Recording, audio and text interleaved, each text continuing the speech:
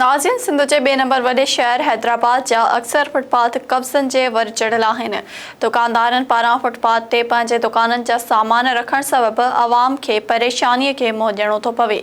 उन हवाले सां ॾिसूं था सीनियर रिपोर्टर इमरान शालकियारी जी ही रिपोर्ट।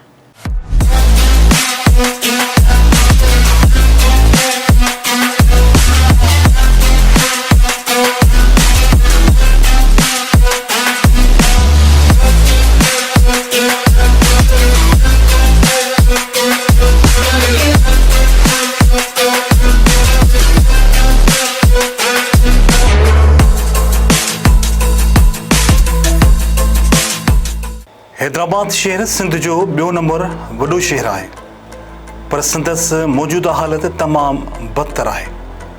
ही क़दीम शहर जंहिंजो न अॼु ताईं ट्रैफ़िक निज़ाम बहितर थी सघियो आहे ऐं न वरी शहर में सरगर्म कब्ज़ा माफ़िया जो अंत अची सघियो आहे। ही शहर पंहिंजे अंदर में अनेक मसइलनि खे पाण सां खणी पियो हले, पर केर बि संदसि तक़दीर बदिलण लाइ संजीदा न आहे।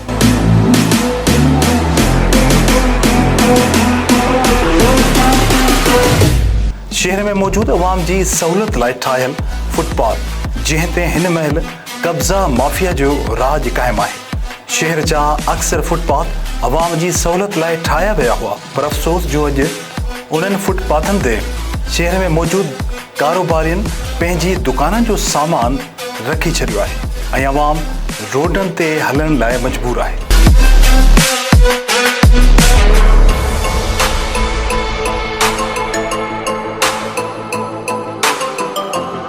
जॾहिं त इहो हादसे जो सबबु पिणु बणिजी सघे थो।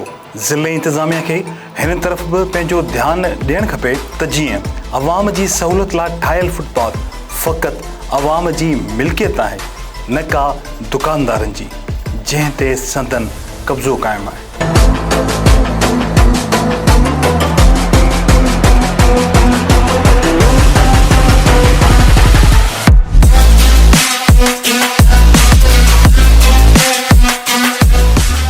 नाज़रीन, प्रोग्राम आवाज़ ख़ल्क़ में असां तव्हांखे ॾेखारियोसीं हैदराबाद जे मुख़्तलिफ़ एरियाज़ जा जेके फुटपाथ आहिनि उन्हनि ते जेके कब्ज़ा माफ़िया कब्ज़ा करे वेठी आहे। लाज़मी आहे हे जेके फुटपाथ आहिनि उहे अवाम लाइ ठाहिया विया आहिनि ताकी उतां अवाम लंघी सघे बासानी ऐं रोड खां जेको बची सघे। छो जो अक्सर ईअं थींदो आहे त जेका अवाम आहे, जेके शहरी आहिनि, हितां जा नंढड़ा ॿार आहिनि, वॾा आहिनि, पोड़ा आहिनि, पका आहिनि, उहे जेके आहिनि उहे फुटपाथ जो सहारो वठी करे फुटपाथ जे रास्ते ते हलंदा आहिनि ताकी उन्हनि खे रोड ते हलण जी का तकलीफ़ पेश न अचे। पर हैदराबाद जा अक्सर फुटपाथ जेके उहे ॾिठा विया आहिनि त उन्हनि ते कब्ज़ा माफ़िया जो राज आहे। इंतिज़ामिया खे इहो ज़रूरु इन हवाले सां जेको आहे न तहरीक वठणु खपे ऐं इंतिज़ामिया खे इन पासे ॾांहुं ध्यानु ॾियणु खपे त जेके हैदराबाद में फुटपाथ अवाम जी सहूलियत लाइ क़ाइमु कया विया आहिनि ताकी उन्हनि खे आजो करायो वञे जीअं अवाम जेको आहे न उतां बासानी हली सघे।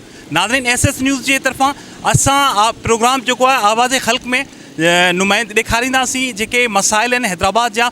उन हवाले सां असां जेको आहे न इंतिज़ामिया खे उन्हनि जी निशानदगी कराईंदासीं ऐं इहो इंतिज़ामिया जो पंहिंजी ज़िम्मेवारी आहे त हू शहरनि लाइ जेको आहे मसाइल न पर सहूलियतूं जेके आहिनि उहे वधि खां वधि पैदा करे। कैमरामैन शाहिद सोलंकी सां गॾु इमरान शालकियारी, SS न्यूज़, हैदराबाद।